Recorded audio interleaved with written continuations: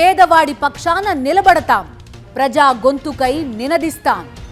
Voice of voiceless, తెలుగువారి మనస్సాక్షి, సాక్షి TV.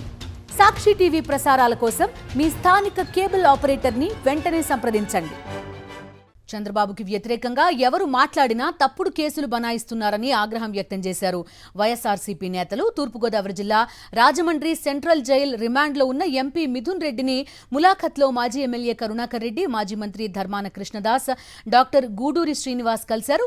ఏదో ఒక నెపంతో వైఎస్ఆర్సీపీ నాయకులను అక్రమంగా అరెస్టు చేస్తున్నారని వారు మండిపడ్డారు.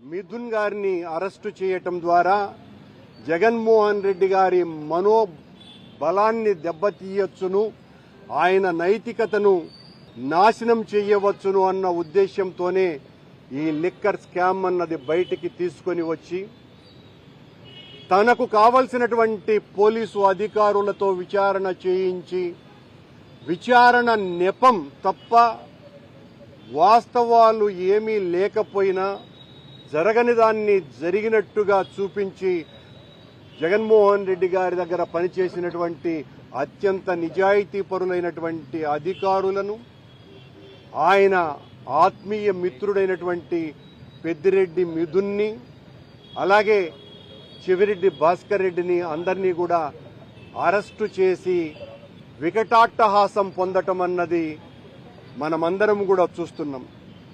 చంద్రబాబు నాయుడు గారు, ఆయన పార్టీ, ఈ కూటమి ప్రభుత్వము గమనించాల్సినటువంటి విషయం, ఇలాంటి అరెస్టులతో మమ్మల్ని భయపెట్టలేరు. మిథున్ రెడ్డి గారు పార్లమెంట్ సభ్యులు, ఆయనపై జరిగినటువంటి లిక్కర్ స్కామ్ అని చెప్పి ప్రభుత్వం అన్యాయంగా అకారణంగా జైల్లో నిర్బంధించినటువంటి విషయాన్ని యావత్ రాష్ట్ర ప్రజలు కూడా దీన్ని వ్యతిరేకిస్తున్నారు. మరి తెలుగుదేశం ప్రభుత్వం అధికారంకి వచ్చిన నాటి నుంచి కూటమి ప్రభుత్వం చంద్రబాబు నాయుడు నాయకత్వంలో వైఎస్ఆర్ పార్టీ ముఖ్య నాయకులందరినీ ఒకరికొకరికి టార్గెట్ పెట్టి మరీ హింసించినటువంటి వైనం మనం చూస్తున్నాం. ఏది ఏమైనా మేమందరము జగన్మోహన్ రెడ్డి గారి కోసం, పార్టీ కోసం నిబద్ధతగా పనిచేయడం జరుగుతుంది. గౌరవ మిథున్ రెడ్డి గారు కూడా జైల్లో అత్యంత ఆత్మవిశ్వాసంతో ఉన్నారు.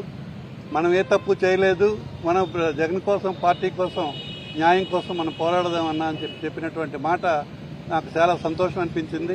మేమందరం కూడా జగన్మోహన్ రెడ్డి గారి నాయకత్వంలో మరి న్యాయం కోసం ప్రభుత్వం చేస్తున్న అన్యాయాల పట్ల అనునిత్యం పోరాటం చేస్తాం.